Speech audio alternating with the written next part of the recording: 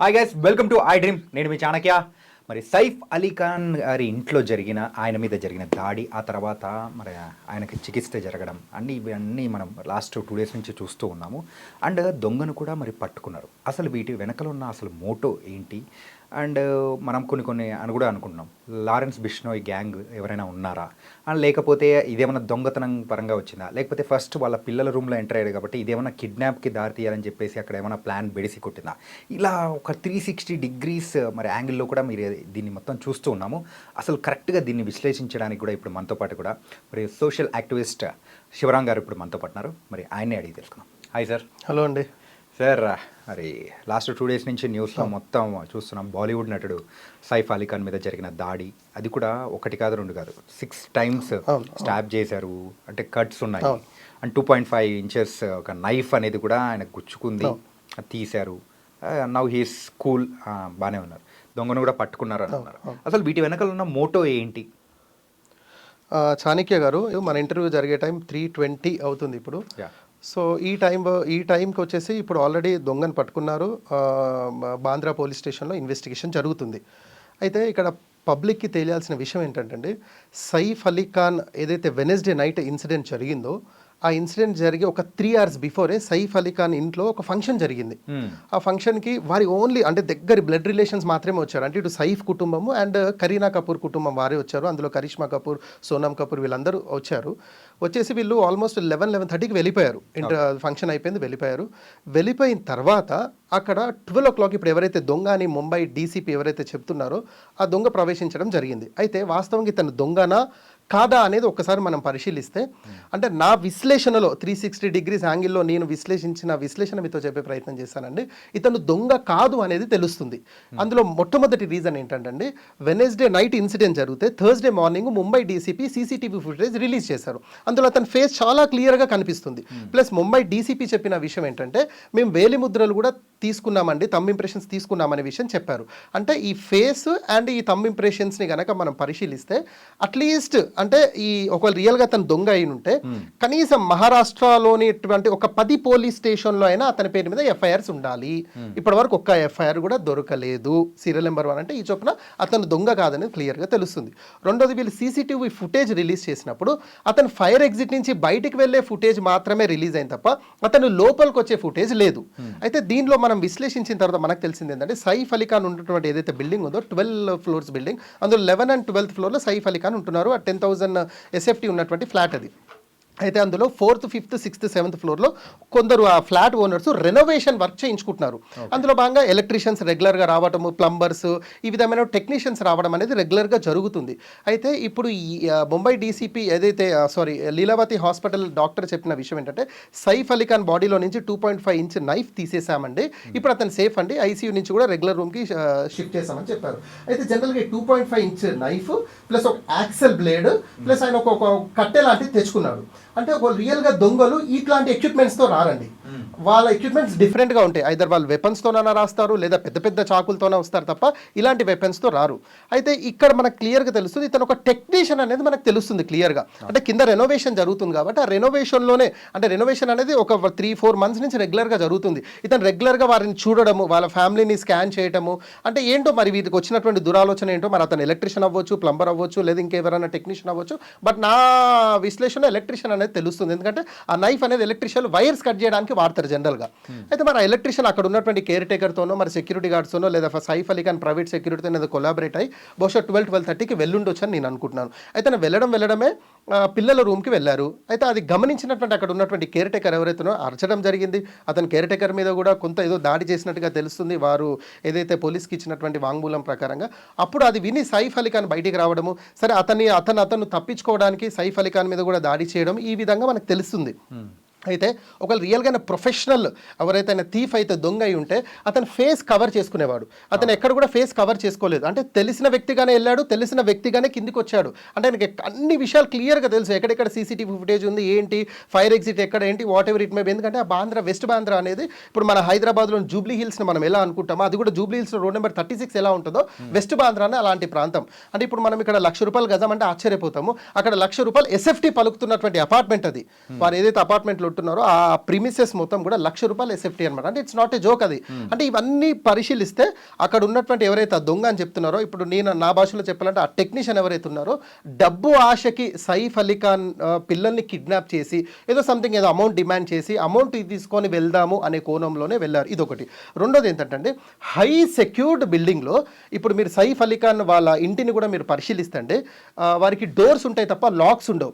లాక్స్ ఏంటంటే చెయ్యి thumb impression, just మీరు ఇలా చెయ్యి పెడితేనే డోర్ ఓపెన్ అవుతుంది. అంటే ఇంత సెక్యూరిటీ ఉన్నటువంటి డోరు 12:30కి ఎలా ఓపెన్ అయింది అంటే కేవలం ఈ టెక్నీషియన్ అంటే లోకల్ అక్కడ ఉన్నటువంటి వారి సపోర్ట్ లేకుండానే ఓపెన్ అయి ఉండొచ్చా అనేది పోలీసులు కూడా ఇప్పుడు ఎంక్వైరీ చేస్తున్నారు. అంటే సైఫ్ అలీ ఖాన్ సంబంధించిన ఎవరైతే స్టాఫ్ ఉన్నారో ఆ స్టాఫ్ ఇక్కడికి ఎక్కడైనా కోఆపరేట్ చేశారా, ఇతను ఏమైనా పర్సెంటేజ్ రూపంలో వారికి ఇస్తా అన్నారా, ఏంటి ఏం కథ అనేది ఇప్పుడు ఎంక్వైరీలో తేలాలి. అంటే ఇవన్నీ కోణాలు ఒకటి చూసుకుంటే మన చాణక్య గారు, మూడో కోణం ఏంటంటే ఇప్పుడు విరాట్ కోహ్లీ లాంటి వ్యక్తి కూడా లండన్లో స్థిరపడాలనుకుంటున్నారు. కారణం ఏంటంటే ఇక్కడ సెక్యూరిటీ లేదు అనేది. మనం ప్రీవియస్గా చూసుకుంటే బాబా సిద్దికి కానీ, సల్మాన్ ఖాన్ కానీ, లేకుంటే టీ సిరీస్ అధినేత గుల్షన్ కుమార్ కానీ, ఇలా సెలబ్రిటీస్ అందరూ కూడా ఎస్పెషల్లీ ముంబైలో స్థిరపడ్డ సెలబ్రిటీస్ అందరికీ థ్రెటనింగ్స్ రావడము, కొందరిని అందులో చంపేయడం, సాక్షాత్తు రితిక్ రోషన్ వాళ్ళ ఫాదర్ మీద కూడా అటాక్ జరగడం. సరే అతను అది దేవుడి దేవులో కోలుకున్నాడు, అది వేరే విషయం. అంటే ఈ కోణంలో చూసుకుంటే మాకు ఇక్కడ సెక్యూరిటీ లేదు కాబట్టి మేము వేరే కంట్రీ సిటిజన్షిప్ తీసుకుంటామని చెప్పేసి మెల్లిమెల్లిగా వెళ్తున్నాం. ఇది గనక ఇలానే పరంపర జరిగితే దేశానికి పెను ప్రమాదం అని చెప్తాను. జీడిపి అనేది పడిపోతుంది. అంటే ఇక్కడ ఉన్నటువంటి సెలబ్రిటీస్కే ఇలా ఉంటే పరిస్థితి, మరి మేము బయట నుంచి వచ్చి అంటే టూరిస్టులు అనుకోండి, లేదా బయట నుంచి ఎవరైనా ఇన్వెస్టర్స్ అనుకోండి, మేము ఎలా ఇన్వెస్ట్ చేయాలి అనేది ఒక ప్రమాదం అనేది చెప్పుకోవచ్చు మనం. ఎందుకంటే ఇప్పుడు సైఫ్ అలీ ఖాన్ ఇప్పుడు ఆయన పేరు మీద ఉన్నటువంటి ఏదైతే ప్రాపర్టీస్ ఉన్నాయో చాణక్య గారు, ఇప్పుడు మార్కెట్లో అమ్మితే 2,200 కోట్ల వర్త్ ప్రాపర్టీస్ అనమాట. అవి అంటే 2,200 కోట్ల ప్రాపర్టీస్కి అతనికి వారసుడు. అంటే అంత హై ప్రొఫైల్ ఉన్నటువంటి వ్యక్తి పరిస్థితే ఇలా ఉంది. మరి నార్మల్ సొసైటీ వాళ్ళ పరిస్థితి ఏంటి అంటే ముంబై సేఫా కాదా, ఈ కోణాలలో మనము ఇన్వెస్టిగేషన్లో తేలా ఉంది. What ever it may be, ఇప్పటికైనా ముంబై పోలీస్ యాక్టివ్ ఉండాలి. ప్లస్ నేను మీ ఐ డ్రీమ్ ద్వారా కూడా ప్రజలందరినీ విజ్ఞప్తి చేస్తున్నా, ఎస్పెషల్లీ మన ఉమ్మడి ఆంధ్రప్రదేశ్ ప్రజలకు కూడా, మీరు ఏదో హై సెక్యూరిటీ ఇంట్లో ఉంటున్నాము లేదా మేము ఒక ఓన్ హౌస్లో ఉంటున్నాము అనే భ్రమలో ఉండకండి. మనని నమ్మిన వాళ్ళే మనని మోసం చేస్తారు అనేది ఇప్పుడు సైఫ్ అలీ ఖాన్ విషయంలో మనకు తేటతెల్లం అవుతుంది. మోస్ట్ ప్రాబబ్లీ ఈవినింగ్ రేపు మార్నింగ్ పోలీస్ డిపార్ట్మెంట్ కూడా ప్రెస్ మీట్ పెట్టి ఇదే విషయం చెప్పబోతారు. కాబట్టి మీరు ఎవరిని తొందర నమ్మాల్సిన అవసరం లేదు. ఇప్పుడు చాలా మంది గొప్పింట్లో చూసుకుంటే అండి పని వాళ్ళు ఎక్కువ మంది ఉంటారు, పిఏలు అనుకోండి, డ్రైవర్లు అనుకోండి, ఇలా పని వాళ్ళతో ఎక్కువ నిండిపోతుంది. వారిని రెగ్యులర్గా తిట్టడము, లేదా వాళ్ళకి టైంకి కొద్ది శాలరీస్ ఇవ్వకపోవడము, లేదా వారికి ఏదో లాస్ ఆఫ్ పే చేయడం, ఇలా కొన్ని వాళ్ళు కక్షలు పెట్టేసుకొని ఈ విధమైనటువంటి యాక్టివిటీస్ చేసినట్టు కూడా మన ప్రీవియస్ చరిత్ర కూడా మనకు చెప్తుంది. మన టాలీవుడ్లో కూడా ఇలా జరిగాయి. But what ever it may be, ఎవరిని నమ్మాల్సిన అవసరం లేదు. మన జాగ్రత్తలు మనం తీసుకోవాలి. తీసుకుంటూ ముందుకెళ్తే కొంతవరకు మనం సేఫ్ అని చెప్పుకోవచ్చు. అంటే మెయిన్గా అయితే మీరు చెప్పిన కోణంలో చూస్తూ ఉంటే సో అన్ని యాంగిల్స్లో గమనిస్తే సో ప్రొఫెషనల్ దొంగ మాత్రం కానే కాదు. సో ఏదో డబ్బుల ఆశగా చూపి ఏదో అక్కడ బెదిరించి తీసుకెళ్దామని అనుకున్న తన ఆత్మరక్షణ కోసం సైఫ్ అలీ ఖాన్ మీద దాడి చేశారు. కాకపోతే దీన్ని ఇంకొంచెం లోతుగా అనేది మనం అబ్జర్వ్ చేస్తే మీరు చెప్పింది కూడా చాలా వ్యాలిడ్ పాయింట్. ఏంటంటే మాకే రక్షణ లేదు, సో ఇంకెందుకు మేము వెళ్ళిపోతాం అని ప్రతి ఒక్కరు అనుకునే వాళ్ళు, ముంబైలో అనుకునే వాళ్ళు అన్నారంటే మాత్రం అది నిజంగా వేరే దానికి దారితీసే అవకాశాలు కూడా ఉంటాయి. అంటే ఇప్పుడు ప్రభుత్వం సైడ్ నుంచి ఇలాంటివి ఏదైనా జరగకుండా ఉండాలి మెయిన్గా అంటే వాళ్ళు ఎలాంటి జాగ్రత్తలు తీసుకుంటే మంచిది అంటారు చెప్పండి. ఇప్పుడు చూడండి సార్, అందరికీ తెలుసు ముంబై అంటే కమర్షియల్ క్యాపిటల్ అని చెప్తాం. ఇప్పుడు ఆల్మోస్ట్ భారతదేశాన్ని ఒక దశ నడిపిస్తుంది అంటే ముంబై అని చెప్పుకోవచ్చు. ఇప్పుడు ముంబైలోనే మీరు అన్నట్టు ఇలా జరుగుతుంది అంటే మరి మిగతా రాష్ట్రాల పరిస్థితి ఏంటి, దేశం ముందుకెళ్ళాలా ఏంటి? ఇప్పుడు ప్రభుత్వం తీసుకోవాల్సినటువంటి జాగ్రత్తలు ఏంటంటే అదే అండి నేను చెప్తున్నాను కదా, ప్రభుత్వం తీసుకోవాల్సిన మెజర్స్ ప్రభుత్వం తీసుకుంటుంది. ఇప్పుడు చాణక్య గారు 150 కోట్ల జనాభా ఉన్న భారతదేశం అండి. అంటే యావరేజ్గా చూసుకుంటే మీరు ఆశ్చర్యపోతారు చాణక్య గారు, మీరు గూగుల్ కూడా చేయండి, హిస్టరీ చూడండి. యావరేజ్గా 1,00,000 మందికి ఒక పోలీస్ అతను ఉన్నాడు మన వ్యవస్థ. ఇప్పుడు అలా ఉంది అంటే 1,00,000 మందికి ఒక పోలీస్ వ్యవస్థ ఏం సరిపోతుంది, ఎలా అవుతుంది? కాబట్టి ప్రతి ఒక్కరు ప్రైవేట్ సెక్యూరిటీ అనేది మెయింటైన్ చేసుకుంటున్నారు. బట్ మన వాళ్ళే మోసం చేస్తే ఏంటి పరిస్థితి? అంటే ఇక్కడ ప్రాబ్లం ఏమవుతుందంటే ఒకటి సైఫ్ అలీ ఖాన్ కోణం ఒకటి అవుతే దొంగ కోణం అని ఒకటి క్లియర్గా తెలుస్తుంది. ఇక్కడ రెండు కోణాలు వేరు చేస్తే అంటే అసలు మోసాలు ఎందుకు జరుగుతాయి, దొంగతనాలు ఎందుకు చేస్తున్నారు, డబ్బు ఎందుకు షార్ట్ టర్మ్గా డబ్బు సంపాదించాల ఆలోచన ఎందుకు వస్తుంది మనిషిలో, ఇది గనక ఈ వేర్లు గనక మనం తీసేస్తే ఇక్కడ మనం కొంతవరకు సేఫ్ అని చెప్పుకోవచ్చు. ఇప్పుడు అందులో భాగంగా మీకు ఒక విషయం చెప్తాను మన చాణక్య గారు. ఇప్పుడు ఒక దొంగ ఉన్నాడు చాణక్య గారు, అతనికి చదువు రాదు, అతను చదువులేని సుంట ఒక పల్లెటూరులో బ్రతుకుతున్నాడు. అతని వల్ల ఎవరికి నష్టం చెప్పండి? ఆ పల్లెటూరులో ఎవరైతే నివసిస్తున్నారో వారికి మాత్రం నష్టం అని చెప్తాను.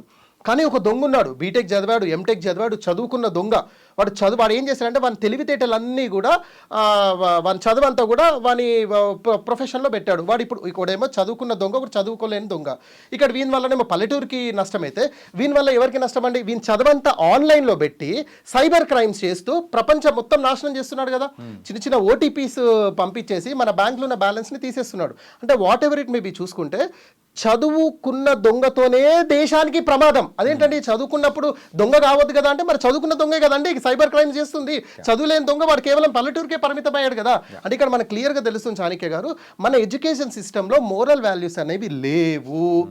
ఏదంటే చదువుతున్నాం, A grade, B grade, C grade అంతవరకే ఉంది తప్ప చదువుకుంటే మోరల్ వాల్యూస్ రావు. ఎందుకంటే ఆ మోరల్ వాల్యూస్ సిస్టమే ఎడ్యుకేషన్లో లేవు.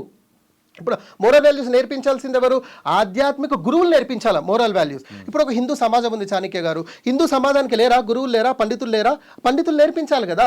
గీతా బోధనలు ఎక్కడ పోయినాయి, వేదాస్ బోధనలు ఎక్కడ పోయినాయి, మనుస్మృతి ఎక్కడ పోయింది, ఇవన్నీ కదా. అందులో నుంచే కదా మీరు టీచింగ్స్ ఇవ్వాల్సింది. ఇప్పుడు క్రిస్టియన్ ఉన్నారు, పాస్టర్స్ ఉన్నారు, బిషప్స్ ఉన్నారు, మీరు మీ శిష్యులకు మీరు నేర్పించండి, బైబిల్ ప్రకారంగా బోధనాలు ఇవ్వండి. ఇప్పుడు ఒక ఇస్లామిక్ స్కాలర్స్ ఉన్నారు, ముస్లిం స్కాలర్స్ ఉన్నారు, మౌలానాలు ఉన్నారు, వారు ఖురాన్ ప్రకారంగా, ప్రాఫిట్ మొహమ్మద్ టీచింగ్స్ ప్రకారంగా వారి శిష్యులకి, వారి కమ్యూనిటీలో ఉన్నటువంటి వ్యక్తులకి టీచింగ్స్ ఇవ్వండి. ఇలా ఇవ్వడం వల్ల ఏమవుతుంది అంటే ప్రజల్లో అంటే చెడు చేయాలి అనే ఆలోచన నుంచి బయటపడతారు. క్రైమ్ రేట్ అనేది తగ్గుతుంది. అంటే ఎంతసేపు పోలీస్ డిపార్ట్మెంట్ సీసీ కెమెరాస్ పెట్టినా, లేకుంటే ఇంత ఒక రేంజ్ పనిష్మెంట్స్ పెట్టినా కూడా దొంగతనాలు ఎందుకు జరుగుతున్నాయి, క్రైమ్ ఎందుకు జరుగుతుంది? షార్ట్ టర్మ్లో మన డబ్బులు సంపాదించాలి. షార్ట్ టర్మ్లో జస్ట్ మనకు ఫోన్ కొట్టినామా, ₹1 మన అకౌంట్లో పడ్డాయా, దాంట్లో భాగంగానే హత్య చేయడానికి కూడా వెనకాడట్లేరు, దాంట్లో భాగంగానే వాడిని డ్యామేజ్ చేయడానికి కూడా వెనకాడట్లేదు. ఇప్పుడు సైఫ్ అలీ ఖాన్ పరిస్థితి కూడా అలానే ఉంది. నేనేమంటే కంప్లీట్గా ఈ టాపిక్ అనేది కూడా వేరే టైప్స్లో కూడా మనకు వెళ్తూ ఉంది. సో సైఫ్ అలీ ఖాన్ మ్యాటర్ విషయానికి వచ్చేటప్పటికి మీరు చెప్పిన యాంగిల్లో ఒకదానికి నేను ఏకీభవిస్తాను. అండ్ ఇంకొకటి ఏంటంటే ఇంటి దొంగ అని ఈశ్వరుడైనా పట్టుకోలేడని చెప్పేసి అంటారు. అక్కడ ఇంటి దొంగ అంటే ఎవరో ఇంట్లోంచి వాళ్ళు హెల్ప్ చేశారు కాబట్టి ఇట్లా వచ్చారు. అది సమాజం మీద రుద్దడం అనేది కూడా కరెక్ట్ కాదనుకోవచ్చు కదా. కరెక్ట్. సో అట్లాంటప్పుడు ఏదైనా కానీ మెయిన్గా ఎవరి జాగ్రత్తలు వాళ్ళే తీసుకుంటే అది బాగుంటుంది. మెయిన్ థింగ్ అయితే మీరు చెప్పిన పాయింట్లో దానికి నేను ఏకీభవిస్తాను. అండ్ బయట కూడా మాకు రక్షణ లేదు, సో ఇక్కడ అనే దానికి కూడా నేను అయితే దీని గురించి ఏకీభవించాను సార్. ఇప్పుడు చాణక్య గారు మీరు అన్న మాటకి నేను కూడా ఏకీభవిస్తానండి. ఇప్పుడు కోవర్ట్ అనే పదం ఉంది. ఎక్కువ శాతం ఈ కోవర్ట్ అనే పదము పొలిటికల్ ఇండస్ట్రీలో ఎక్కువ వాడతారు. మీరు అసెంబ్లీలో కూడా చాలాసార్లు వినుంటారు, కోవర్ట్స్ ఉన్నారు అంటారు. అంటే వారు ఏం చేస్తారంటే మన పక్కనే ఉంటూ మన ఇన్ఫర్మేషన్కి అదర్ పార్టీస్కి చేరవేస్తారు. ఇక్కడ కూడా పరిస్థితి ఎలా ఉందంటండి, ఇప్పుడు ఏదైతే సైఫ్ అలీ ఖాన్ మీద జరిగిన దాడి చూసుకుంటే, ఒకవేళ అతని ఇన్వెస్టిగేషన్లో రియల్గా టెక్నీషియన్ అనేది తేలితే మాత్రము ఇందులో కూడా కోవర్ట్స్ ఉన్నారనేది క్లియర్గా తెలుస్తుంది. వితౌట్ హెల్ప్ ఆఫ్ కోవర్ట్స్ ఆ టెక్నీషియన్ అంత డేర్ అయితే చేయలేడు. అంటే నేనేమంటానంటే మనం ఎవరినైతే మనం నమ్ముతున్నామో ఆ నమ్మైన వ్యక్తి కూడా మనల్ని అంతే నమ్మాలి. అక్కడ ఎక్కడైనా కూడా డిస్టర్బెన్స్ జరిగిందంటే ఈ విధమైనటువంటి ప్రాబ్లమ్స్ మనం కొని తెచ్చుకున్నట్టు అవుతాము. ఇప్పుడు నేనేమంటానంటే సార్, అందరికీ సెక్యూరిటీ లేదా? ఇప్పుడు భారతదేశంలో 150 కోట్ల మంది జనాలు ఉన్నారు. ఇప్పుడు సైఫ్ అలీ ఖాన్ ఇన్సిడెంటే జరిగింది. ఒక సైఫ్ అలీ ఖాన్ తీసుకొని ఎవరికి సెక్యూరిటీ లేదు అనడం కూడా తప్పే. నేనేమంటున్నానంటే ఇది సోషల్ మీడియా యుగంలో మనం బ్రతుకుతున్నాము. చీమ చిటుక్కుమన్న ప్రపంచ దేశాలు చూస్తున్నాయి. కాబట్టి పాజిటివ్ కంటే కూడా నెగటివ్ మెసేజ్ తొందరగా వెళ్తుంది. ఇప్పుడు ఫర్ ఎగ్జాంపుల్ అండి, వాడు ఒక నెక్స్ట్ వీక్ అమెరికాలో ఉన్నవాడో, లేకుంటే జపాన్లో ఉన్నవాడో, ఇంగ్లాండ్లో ఉన్నవాడు ముంబై విజిట్కి వద్దాం అనుకుంటాడండి. ఈ న్యూస్ వినగానే జనరల్గా మన మైండ్లో వచ్చే థాట్ ఏమొస్తుందండి, ఏదో ఇన్సిడెంట్ అయిందంట కదా, ఇప్పుడు ఎందుకులే, తర్వాత చూద్దాం, ఒక ఆలోచన అయితే వస్తుందా రాలేదా? ఇదో స్మాల్ ఇన్సిడెంటే కానీ చిన్న ఆలోచన వస్తుంది. అదో చిన్న బాంబ్లెస్ జరిగింది అనుకోండి, వాడు ఇండియాకి రావడమే పనిచేస్తాడు. అంటే ఇది ఏమంటున్నానంటే నెగటివ్ మెసేజే ఎక్కువగా స్ప్రెడ్ అవుతుంది. దీన్ని మనం ఆపుకోవాలంటే మన మీద బాధ్యత ఉంది, పోలీస్ డిపార్ట్మెంట్ మీద బాధ్యత ఉంది. పోలీస్ డిపార్ట్మెంట్ మీద బాధ్యత ఏంటంటే ఇలాంటి క్రైమ్స్ జరిగినప్పుడు ఇమ్మీడియట్గా పనిష్మెంట్స్ అనేది ఇవ్వాలి. కోర్టు ఏం చేయాలంటే పెండింగ్ పెట్టకుండా పనిష్మెంట్స్ కనుక మీరు ఇమ్మీడియట్గా ఇచ్చినట్టయితే ఇలాంటివి రిపీట్ కాకుండా ఉంటాయి. ఇప్పుడు మీరు సౌదీ లాంటి దేశాలు, ఇంగ్లాండ్, జపాన్, తర్వాత న్యూజిలాండ్ దేశాల్లో క్రైమ్ రేట్ ఎందుకంటే తక్కువ ఉంటుంది అంటే పనిష్మెంట్స్ ఇమ్మీడియట్గా ఉంటాయి. ఇప్పుడు అక్కడ సిగ్నల్సే ఉండేవండి చౌరస్తాల మీద, అయినా సిస్టమేటిక్గా ఆగి వెళ్తున్నారు. ఎందుకు వెళ్తున్నారంటే మనకు తెలుసు రూల్స్ ఏంటి, రూల్స్ని బ్రేక్ చేస్తే మనకు వచ్చే పనిష్మెంట్ ఏంటి. హారన్ కూడా కొడితే అక్కడ క్రైమ్ అండి, హారన్ లేకుండా వెళ్తున్నారు, వాళ్ళకి తెలియదా? అంటే వారి ఉద్దేశం ఏంటంటే పనిష్మెంట్స్ ఇమ్మీడియట్గా ఉంటే క్రైమ్ రేట్ అనేది తగ్గుతుంది. ఇప్పుడు మీరు అడిగిన క్వశ్చన్ ఆన్సర్ ఏంటంటే ఇది మళ్ళీ జరగకుండా ఉండడానికి కారణం ఏంటంటే ఇప్పుడు ఇతను ముద్దాయి అని తేలితే ఇమ్మీడియట్గా మీరు పనిష్మెంట్ ఇవ్వాలి. ఇక దీన్ని ఇతను మేపడాలు ఉండొద్దు, మీరు పనిష్మెంట్ ఇవ్వండి. దొంగతనానికి ఒక పనిష్మెంట్ క్రియేట్ చేయండి, లేదా ఇలాంటి కొన్ని క్రైమ్స్ కొన్ని పనిష్మెంట్స్ చేయండి. ఇమ్మీడియట్గా చేస్తే నెక్స్ట్ వ్యక్తి చేయడానికి భయపడతాడు. ఇప్పుడు చాలా మంది ఏం చేస్తున్నారంటే జైలుకి వెళ్ళి బెయిల్ మీద బయటకు వచ్చేస్తున్నారు. లాభం ఏంటండి? పనిష్మెంట్ ఎక్కడ ఉంది? ఇమ్మీడియట్ పనిష్ చేయాల్సిందే. పనిష్మెంట్స్ సివియారిటీ పెంచాలి. పనిష్మెంట్లో సివియారిటీ పెంచితే నెక్స్ట్ టైం ఇలాంటి క్రైమ్ జరగకుండా ఉంటుంది. Nice sir. అంటే మెయిన్గా అయితే 360 డిగ్రీస్ యాంగిల్లో అయితే మీరైతే అబ్జర్వ్ చేసి సో ఆ దొంగ అంటే తను తెచ్చుకున్న వెపన్స్ కానీ సో తను ఏ ప్రొఫెషన్కి సంబంధించిన వాడు అని చెప్పేసి సో మీరు కూడా ఒక గెస్ట్ చేశారు. అండ్ మనకు కూడా మీరు అన్నట్టు ఈరోజు కానీ రేపు కానీ ఖచ్చితంగా దానికి సంబంధించిన పూర్తి డీటెయిల్స్ అనేది కూడా వస్తుంది. ఆ తర్వాత కూడా మళ్ళీ మీట్ అవుతాం. So thank you so much. Welcome Chanakya గారు.